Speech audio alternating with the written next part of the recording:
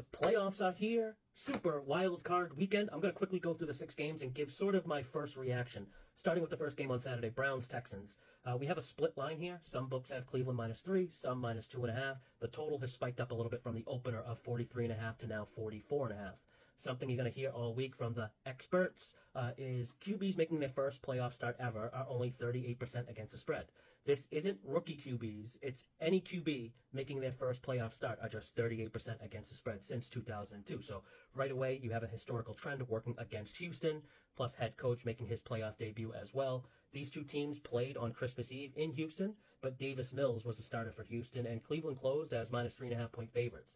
Now, in this game with C.J. Stroud, who's a huge upgrade to Davis Mills, obviously, we're almost seeing close to the same number. But I think odds makers put a lot of stock into the Browns basically coming off of a bye week and having the playoff experience on their side. Another thing that will definitely be talked about this week is the Browns' home-road defensive splits. When the Browns are at home, they have the #1 rated defense, but on the road, it's the 26th.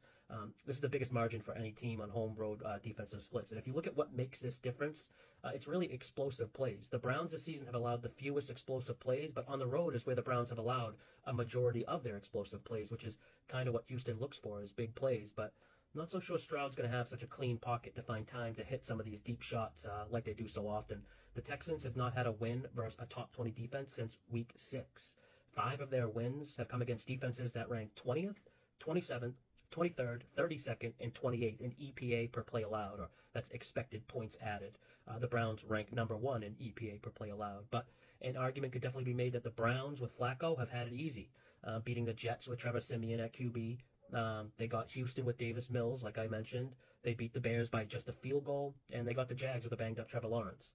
So now on the Saturday night game, we got the Dolphins and Chiefs. The main storyline here is going to be the weather. Forecasts say 0 degrees, 15-mile-per-hour winds. Miami can only blame themselves. Losing to Buffalo put them in this, probably what I think is the toughest spot of any playoff team, in my opinion. Miami's a team built to, they're built to play at home or on turf, not to play in 0-degree temps. And Miami has some serious injury concerns. Mostert, not 100%. Waddle, Hill, both banged up. These two teams also played back in early November in Frankfurt, Germany. KC closed as favorites around -1, 1.5. Now with this game being in Arrowhead and the playoff home field advantage bump, the line of KC -3.5 makes sense somewhat. Looking back at that game in Germany, KC in the first half had a lot go their way. They had that big turnover swing right before halftime with Tyreek Hill fumbling, and that got returned to a touchdown to put KC up 21-0 at halftime. KC didn't even score in the second half, and for Miami, Raheem Mostert had success running the ball in the second half. He's such a big part of Miami's offense. If he's unable to go in this game, or he's even just less than 100%, that's big because Miami's already going to be slowed down by the weather and with dealing with so many injuries already. The status of Waddle and Mostert are the X factor here, in my opinion. Miami didn't even get a first down in the second half versus Buffalo until the very last drive. They have 0 depth behind Hill and Waddle, so they need a consistent ground game. And their offense will have to deal with maybe the best big game defensive coordinator in Steve Spagnuolo. Outdoors in freezing temps, not a good spot here for Miami. Moving on to the Sunday triple header, we got another weather game here with the Steelers and Bills. The weather will dictate both the spread and total in this game for sure. It's going to be cold, we can assume that, but the main weather element that impacts football games the most is winds. Early forecast now has a period of sustained winds of 40 miles per hour. I bet the under right when this line opened up at under 39.5, and it's already as low as 35 right now. But if the weather forecast improves, the total will climb back up, and Buffalo will become a bigger favorite as well. You can't really have the total drop without the spread moving as well. And speaking of wind, since 2004, regular season and postseason games with double-digit wind speeds of 10 miles per hour or more, the under wins at a 57% win rate. It's 67 unders, 515 overs, and 11 ties. And since 2020, in games with double-digit win speeds, the under wins 60% of the time. 140 unders, 77 overs, and 1 tie. That's a 23% ROI. I think it's going to be a tough task for Mason Rudolph on the road here in bad weather versus this Buffalo defense.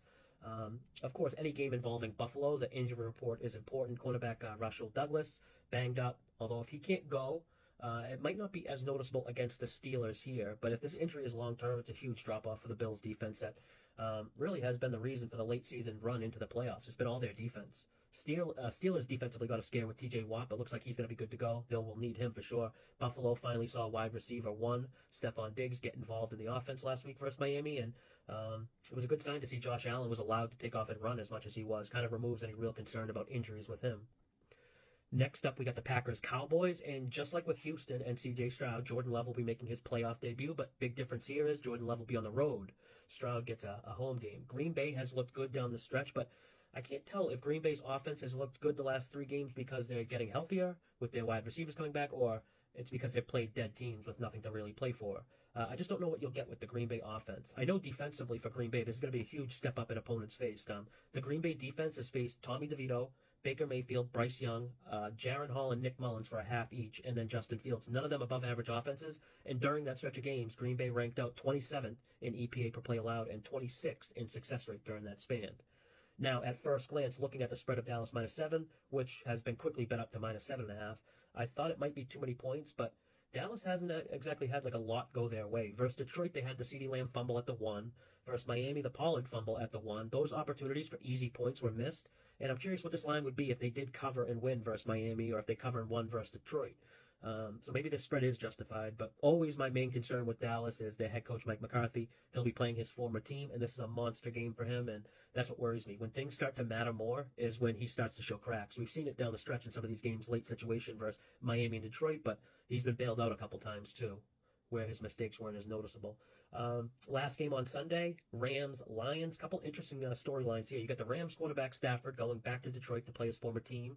You got the Rams head coach Sean McVay versus his former quarterback Jared Goff. Sean McVay versus Goff is obviously a big positive for the Rams. No coach is better suited than McVay to put together a game plan to defend Goff.